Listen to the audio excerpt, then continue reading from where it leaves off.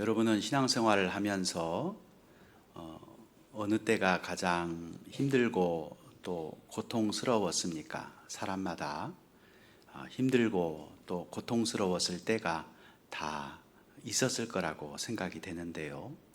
그런데 우리 예수 믿는 사람들이 참 힘들고 그 어려운 때가 있는데, 그때가 언제냐면 힘들 때 하나님 앞에 기도를 해도 하나님이 응답이 없는 것 같고, 하나님 앞에 울고불고 매달려도 하나님이 침묵할 때와 같은 그런 일들을 우리는 경험할 때들이 있습니다. 여러 가지 이유들이 있겠죠. 어떤 재정난에 의해서 참 힘들어할 때도 있을 것이고, 또 여러 가지 질병 가운데에서, 또 고통 가운데에서, 또 여러 가지 문제 가운데에서 하나님 앞에 그렇게 부르짖고 하나님 앞에 매달려도 하나님이 침묵하실 때 우리는 종종 이런 질문을 하게 됩니다. 하나님, 왜 나에게 이런 고난을 하나님 허락하십니까? 왜 이렇게 힘들고 어려운 일을 저에게 허락하십니까? 왜 하나님은 부르짖어도 이렇게 침묵만 하고 계십니까? 라고 하는, 누구나 한 번쯤은 해볼 수 있는 그런 살아가면서 하는 질문이 바로 이런 질문이 아닐까라는 생각을 해봅니다. 그런데 성경에도 보면 이러한 질문은 오랫동안 많은 사람들이 해왔던 그런 질문이었다라는 것을 확인할 수 있습니다. 다윗도 그랬죠. 그가 참 큰 어려움 속에 있었을 때 그가 시편에 보면 하나님 어느 때까지니까, 하나님 영영 나를 잊으시나이까 라고 하면서 우리와 같은 심정으로 하나님 언제까지 이런 고통이 계속되어야 합니까? 하나님 혹시 저를 잊고 계신 것은 아닙니까? 라고 그렇게 하나님 앞에 질문을 그렇게 했습니다. 다윗뿐만이 아니라 욥도 그랬고 하박국도 그랬고 예레미야도 그랬고 또 많은 성경의 사람들이 하나님 앞에 그런 질문을 해왔던 것을 우리가 알 수 있습니다. 심지어 예수님까지도 십자가에서 나의 하나님 어찌하여 나를 버리셨나이까? 라고 하면서 울부짖고 절규하는 그런 내용을 우리는 알 수 있습니다. 그렇다면 여러분, 하나님께서는 왜 우리에게 때로는 이렇게 이해할 수 없는 고난을 우리에게 주시는 것일까요? 그리고 때로는 아무리 하나님 앞에 불러도 하나님께서는 왜 침묵만 하고 계시는 것일까요? 오늘 본문은 그 답을 우리에게 잘 이야기해 주고 있습니다. 오늘 본문의 말씀을 담고 있는 이 욥기라고 하는 성경은 고통의 문제를 가장 심도 있게 다룬 책이 바로 이 욥기입니다. 그렇다면 욥기 안으로 한번 들어가 보도록 하겠습니다. 욥기 1장에 보면 욥이라고 하는 사람을 소개하는 장면이 나오는데, 그 욥은 대단한 재력가였다라고 하는 것을 알 수 있습니다. 욥기 1장 3절에 보면 그의 재산이 어느 정도였는지에 대해서 설명을 해주고 있는데요. 그에게는 양이 7,000마리나 되었습니다. 그리고 낙타가 3,000마리나 되었고, 또 소가 500결이었고 암나귀가 500마리였습니다. 정말 우리가 헤아릴 수 없을 정도로 엄청난 재산을 가지고 있었습니다. 그리고 그에게는 어느 무엇보다도 7명의 아들들과 3명의 딸들이 아주 사이좋게 믿음 안에서 신앙생활을 잘하는 그런 가정이었습니다. 그래서 아마 욥은 아주 부유한 환경 가운데에서 그 믿음 안에서 신앙생활을 잘하고 행복하게 그 자녀들과 살아가고 있었다라는 것을 우리는 이 말씀을 통해서 우리는 짐작할 수 있습니다. 그런데 어느 날 우리가 잘 아시는 바와 같이 욥의 삶에 무서운 고난의 폭풍우가 몰아치기를 시작합니다.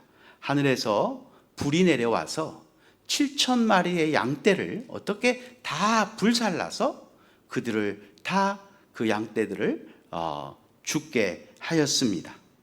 또 갈대아와 스바 사람들이 내려와서 나머지의 그 모든 가축들을 다 빼앗아 갑니다. 하루아침에 그가 가지고 있던 모든 전 재산을 욥은 다 잃어버렸습니다. 그런데 욥에게는 이것과는 비교할 수 없을 정도의 그러한 훨씬 더 큰 고통이 기다리고 있었습니다. 그것은 무엇이냐면 바로 7남 3녀 이 10명의 자녀들이 한꺼번에 사고로 인하여서 모두가 다 목숨을 잃어버리게 되었습니다.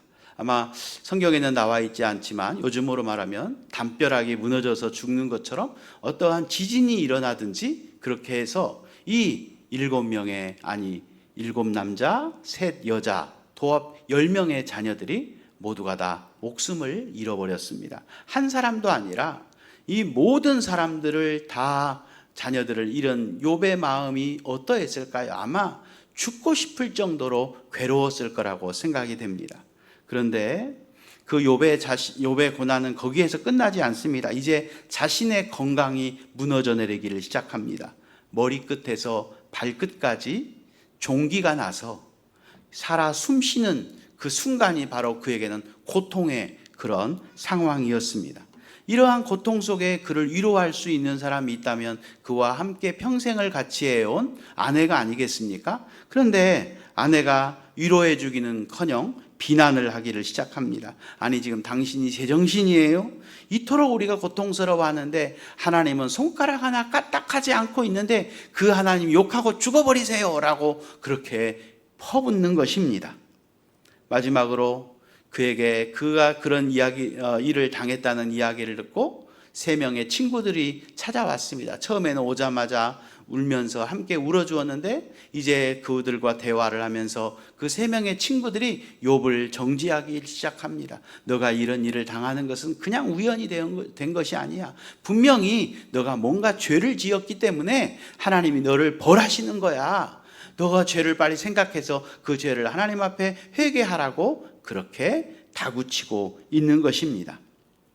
그렇다면 여러분, 욥의 삶에 이렇게 무서운 고난이 찾아온 이유가 과연 무엇일까요? 욥의 친구들의 이야기처럼 지금 욥이 하나님 앞에 죄를 지었기 때문에 하나님이 그 벌로 이런 고난을 주는 것일까요? 그렇지 않다라는 것을 우리는 성경을 통해서 알 수 있습니다. 욥기 1장에 보면 욥이 어떤 사람인지에 대해서 우리에게 잘 소개해 주고 있는데 욥기 1장 1절 말씀을 우리 함께 읽어보도록 하겠습니다. 욥기 1장 1절 함께 읽습니다. 우스 땅에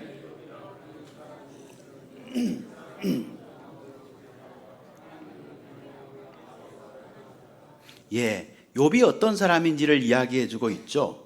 그는 온전하고 또 정직하다. 그리고 하나님을 경외하고 악에서 떠난 자였다라고 그렇게 말하고 있습니다. 그리고 실제로 욥기 1장과 2장을 읽어보면 욥이 하나님 앞에 무엇인가 잘못했기 때문에 하나님이 그 벌로 그 욥을 지금 징벌하고 있지 않다라고 하는 그런 내용을 우리는 정확하게 알 수 있습니다. 그러므로 욥의 삶에 임한 고난의 의미가 하나님의 징계가 아니다라는 사실을 우리는 이를 통해서 알 수 있습니다. 그렇다면 도대체 왜 하나님은 이렇게 욥에게 이 엄청난 고난을 허락하시는 것일까요? 성경에 보면 하나님께서 그의 백성들에게 이렇게 고난을 주는 크게 2가지의 이유가 있어요. 하나는 어떤 사람이 하나님 앞에 죄를 지었을 때 그 죄를 징벌하기 위해서 하나님이 고난을 주기도 하고, 또 하나는 하나님께서 그 사람에게 고난을 통해서 그 사람의 신앙을 훈련시키기 위해서 하나님이 고난을 주는 그런 모습도 우리는 성경에서 찾아볼 수 있는데, 그렇다면 욥의 이 고난이 아까 하나님의 징벌이 아니라고 말씀을 드렸는데 훈련을 시키기 위해서 그런 것이었을까? 그 부분을 우리가 생각해 볼 수 있는데, 물론 우리는 욥기 23장 10절 말씀을 통해서 우리가 아마 그럴 것이다 라고 생각하는 부분의 말씀이 있습니다. 우리 욥기 23장 10절 함께 한번 읽어보도록 하겠습니다. 그러나 내가 가는 길을 그가 아시나니 그가 나를 단련하신 후에는 내가 순금같이 되어 나오리라. 이 말씀을 보면 우리가 언뜻 보면 하나님이 욥을 지금 단련하고 있구나. 그래서 그의 믿음을 순금같이 만들기 위해서 하나님이 지금 단련하고 있는 과정으로 우리가 이해할 수 있는데요.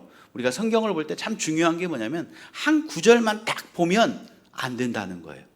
성경을 볼 때 한 구절만 보면 우리는 그렇게 이해할 수 있지만 이 욥기 23장 전체를 보면 그런 내용이 아니다라는 것을 우리는 알 수 있습니다. 이 23장 전체를 보면 어떤 내용이냐면 왜 이런 고난이 나에게 오는지 그 이유를 나는 알 수 없다라고 하는 그런 내용입니다. 그래서 친구들에게 그렇게 외치죠. 왜 하나님이 나에게 이런 고난을 주었는지 나도 궁금하다. 그러니까 욥기 23장 10절의 이 고백은 이 문맥 전체적으로 보면 어떤 이야기의 내용이냐면 나의 삶에 임한 고난이 훈련을 위한 고난이다라는 이야기가 아니라 하나님이 왜 나에게 이런 고난을 주시는지 나는 알 수 없지만 하나님은 신실한 분이시기 때문에 이런 모든 것을 통해서 선을 이루실 것을 나는 믿는다라고 하는 그런 내용의 말씀인 것입니다. 그래서 우리는 다시 원점으로 돌아왔습니다. 그러니까 욥이 당하고 있는 이 고난이 하나님께서 욥을 징벌하기 위해서 주신 고난도 아니요, 또 욥의 신앙을 훈련시키기 위해서 주는 고난도 아니다라는 사실을 우리는 어느 정도 짐작할 수 있습니다. 물론 성경 전체를 보면 우리의 입장에서는 저 천상에서 하나님과 사단의 어떤 대화 내용을 통해서 이 욥의 고난이 오는 이유에 대해서 우리는 알 수 있지만 이 땅에 살고 있는 그런 인간 욥에게는 절대로 그 내용을 알 수 없다. 그런데 아까 이야기한 것처럼 그렇게 어떤 징벌이라든지 훈련이라든지 이런 것은 아니다라고 하는 것을 우리는 알 수 있습니다.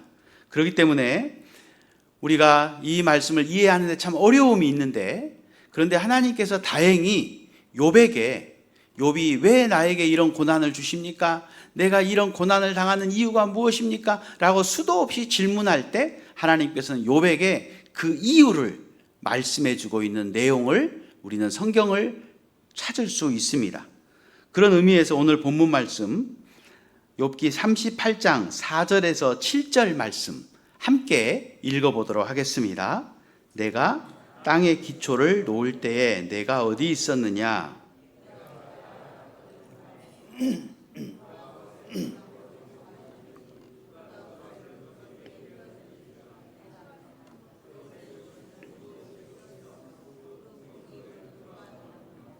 그때 새벽별들이 기뻐 노래하며 하나님의 아들들이 다 기뻐 소리를 질렀느니라.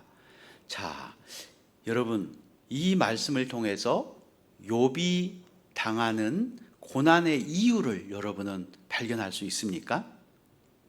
저는 그 고난의 이유를 발견할 수 없었습니다.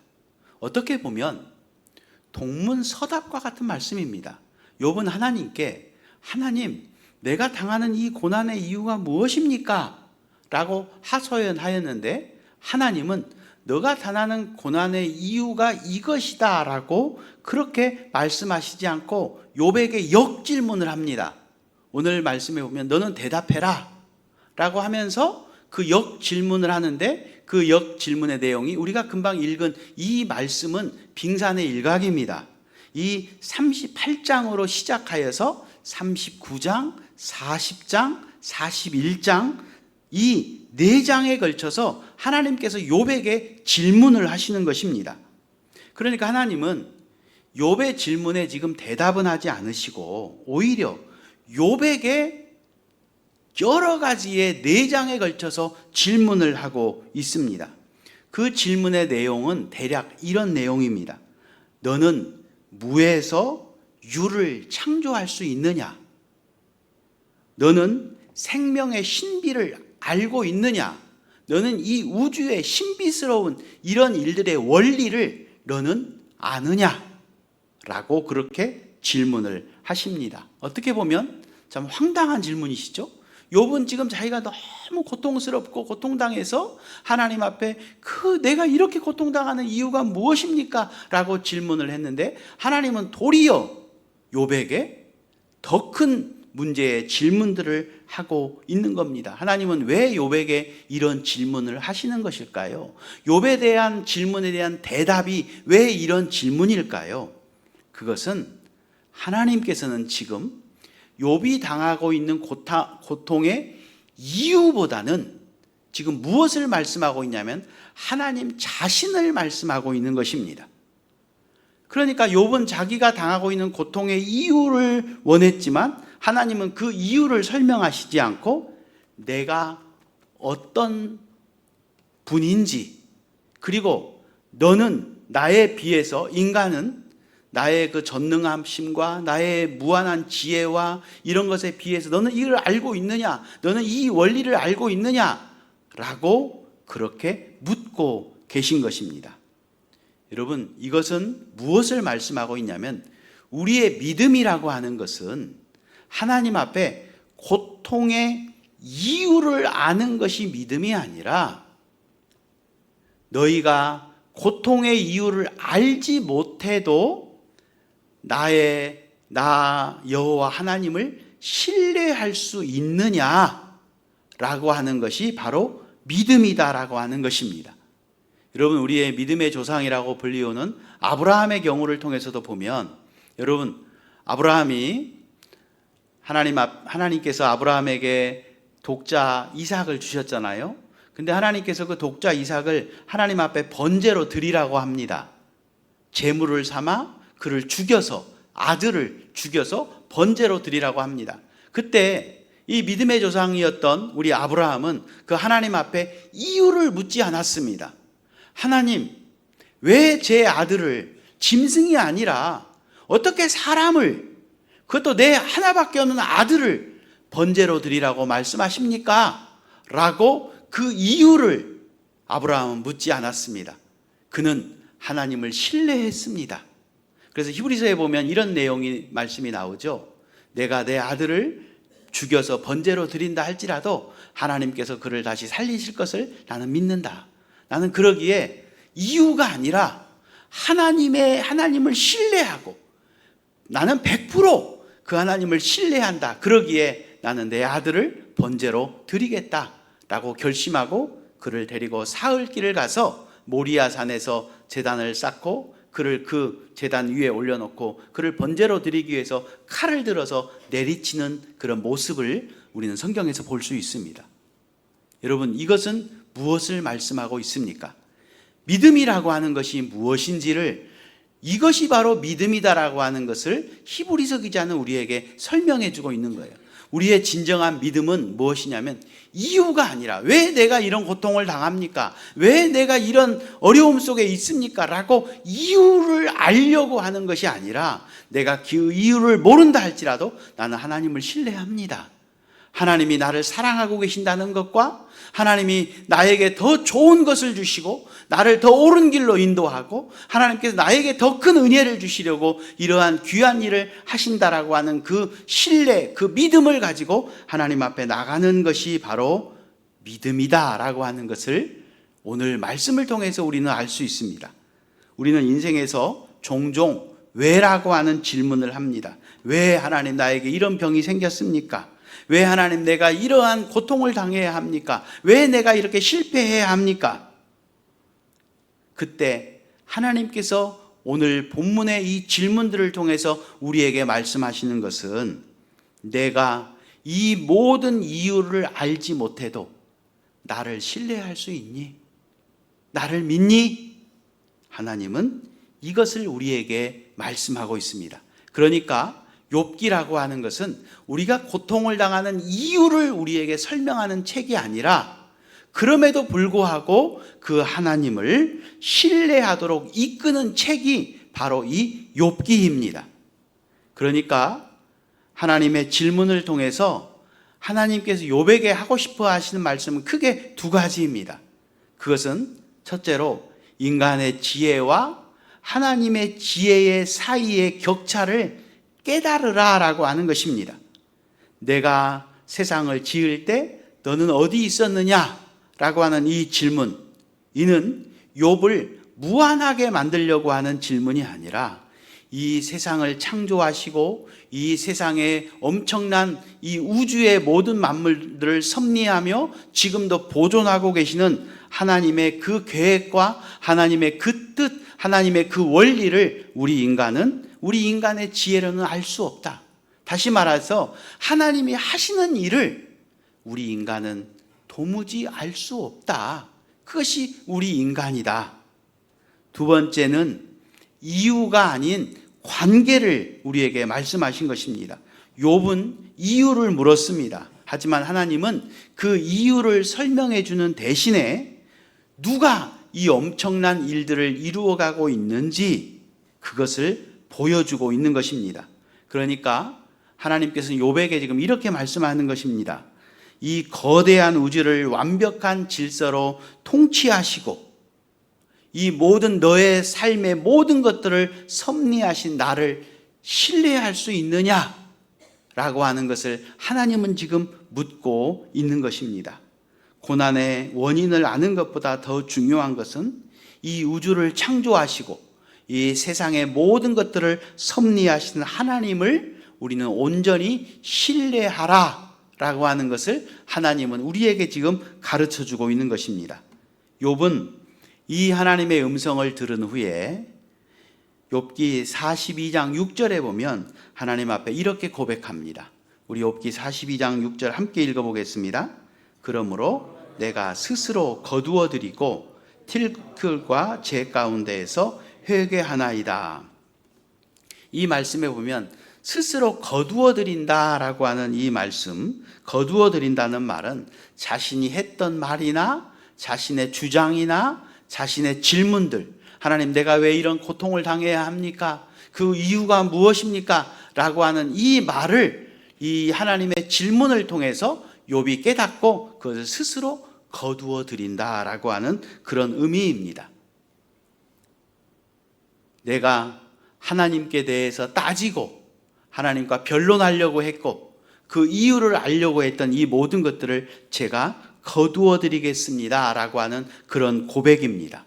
그리고 하나님 앞에서 이 티끌과 재 가운데 회개했다는 말은 하나님 앞에서 자신의 무지를, 하나님의 뜻을 깨닫지 못했던 그런 모습들을 하나님 앞에 회개한 것입니다.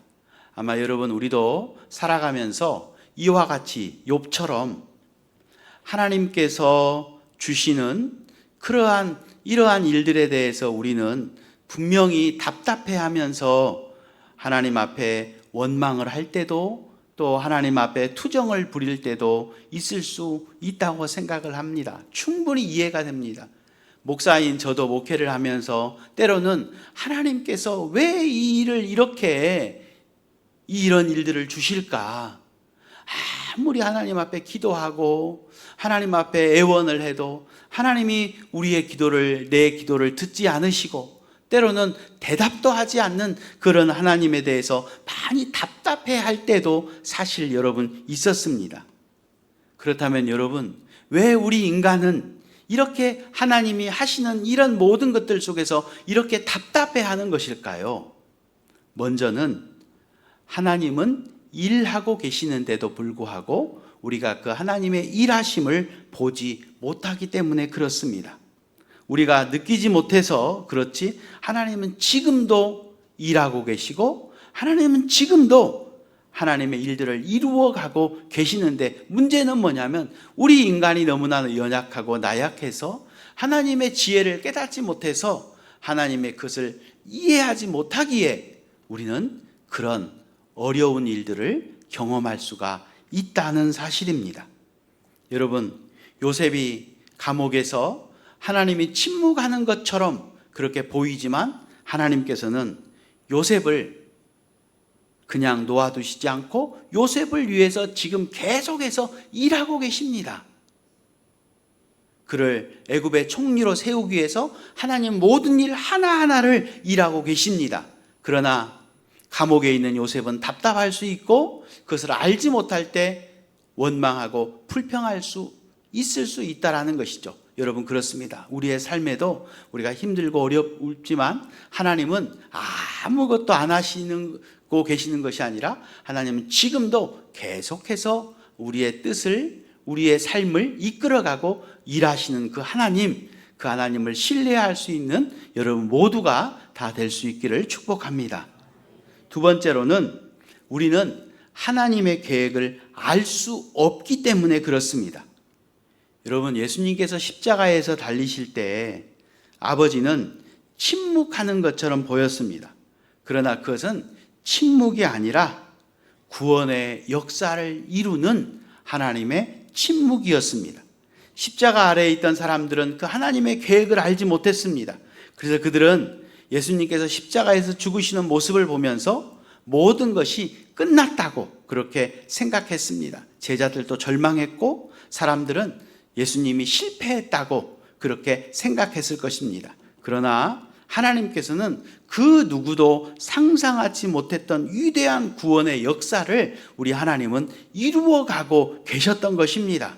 사람의 눈에는 실패처럼 보였지만 하나님의 눈에는 그것이 승리였습니다. 사람의 눈에는 침묵처럼 보였지만 하나님은 놀랍게 일하고 계셨던 것입니다. 욥도 마찬가지입니다. 욥 자신이 왜 이런 고난을 당해야 되는지, 왜 이런 고통을 당해야 되는지, 욥이 어떻게 하나님의 그 놀라운 일들을 깨달을 수 있겠습니까? 여러분, 세상살이가 그런 것 같아요. 저희 집에 저희 애가 비둘기 새끼 한 마리를 길에서 주워왔습니다. 그래서 그 비둘기 새끼를 저희가 먹여서 키웠어요. 이제 해서 아주 잘 날아다닙니다. 그리고 이제 어느 정도 커서 저희 집 옥상으로 다른 비둘기들이 놀러 오면 그들과 함께 놀다가 멀리 날아가요. 그래서는 가버린 줄 알았어요. 멀리 가버렸어요. 그런데요, 저녁이 되니까 돌아와요. 그 비둘기가 돌아와서 또 밥을 주고 하면 또 그 잠을 집에서 자다가 아침이 되면 출근해요. 또 멀리 날아다니고 하루 종일 돌아다니다가 저녁이 되면 또 돌아와요. 매일 지금 그러고 있어요. 그런데 어느 날은 어디서 기름을 묻었는지 기름이 잔뜩 묻어가지고 온 거예요. 기름이 묻어오니까 아마 몸이 힘들어서 그랬는지 그날은 안 나가더라고요. 그래서 그날 제가 비둘기를 붙들고 그 기름기를 씻어줘야 될 것 같아가지고 저희 집사람이랑 붙들고 비둘기를 샴푸로 목욕을 시키고 막 그럴 때 비둘기는 발버둥을 치는 거예요. 물에 안 들어가려고 발버둥을 치는데 그렇게 목욕을 다 씻겨 놓으니까 이제 털이 말리고 어제 그렇게 목욕을 시켰거든요. 기분 좋은지 오늘 또 출근했어요. 네. 저는 그것을 보면서 무슨 생각을 했냐면 오늘 말씀을 준비하면서 비둘기는 이렇게 그 고통스럽게 붙들고 샴푸질을 하고 씻기고 그러는 것을 이해하지 못하니까 안 하려고 발버둥을 치면서 그렇게 힘들어 하였지만 인간은 다 계획이 있고 뜻이 있잖아요.